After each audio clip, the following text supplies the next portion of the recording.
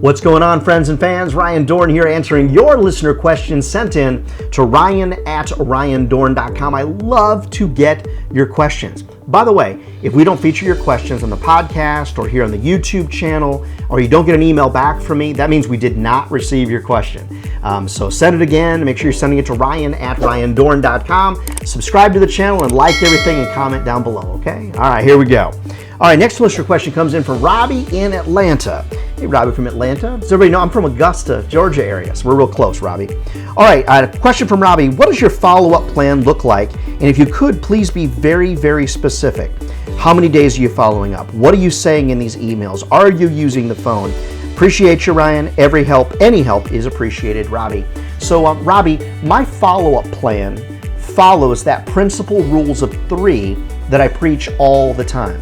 So I do 3 words on my subject line, 3 sentences in an email. I always do 3 pricing options, as we've mentioned in other videos. And then I also follow up every 3 business days. So let me be really clear on that.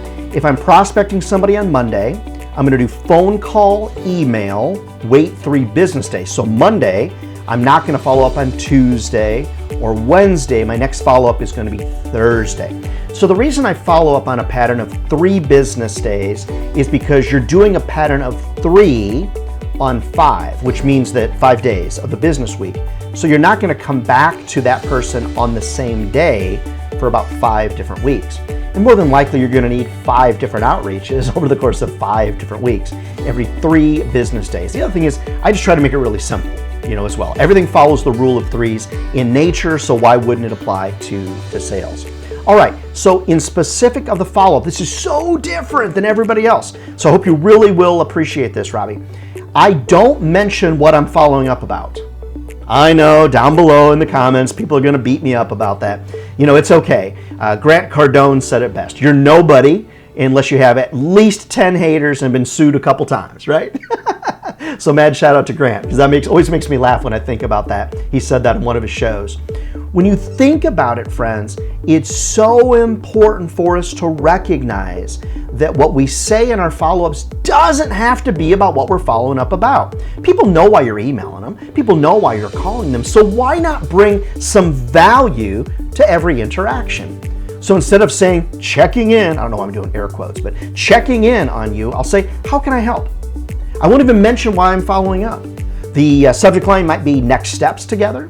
The body of the email might be, hi Bonnie, hi Bob, hi Julie, whatever it is. How can I be of help to you? What's a good next step together? I don't have to say about that proposal, following up about that plan. I don't have to mention that. How can I be of help? What's good next steps together?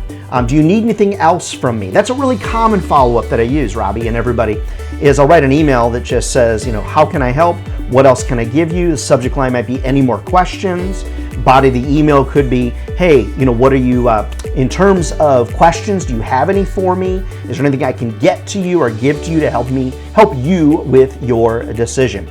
Now, one of the things, Robby, I do in prospecting, and everybody in prospecting and in follow-up, is I always start a fresh email. Now, I know people disagree with me. That's okay. Go to their channel if you like that information. What I want to do is make sure that every subject line is different, every email is different, but I keep the emails super short. Friends, I'm just trying to get back on their radar or stay on their radar, be in front of them. They know why I'm following up.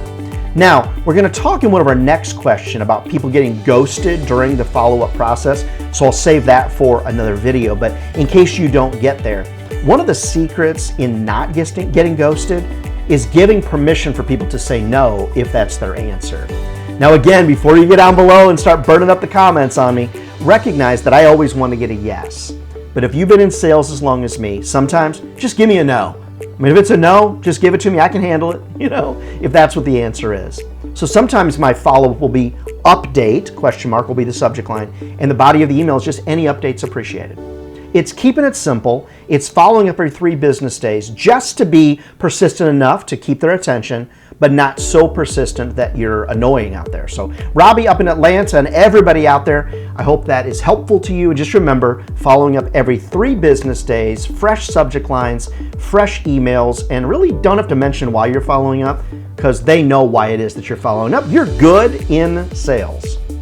Never forget, friends, if sales was easy, everybody would be doing it, and they're not. We're not crazy. I used to say that a lot. We're crazy. We're not crazy. This is a great career. It'll feed your family for a lifetime. Keep those questions coming. Ryan at RyanDohrn.com. If you need me to come and motivate your team, reach out to me. I'm happy to help. We'll see you next week.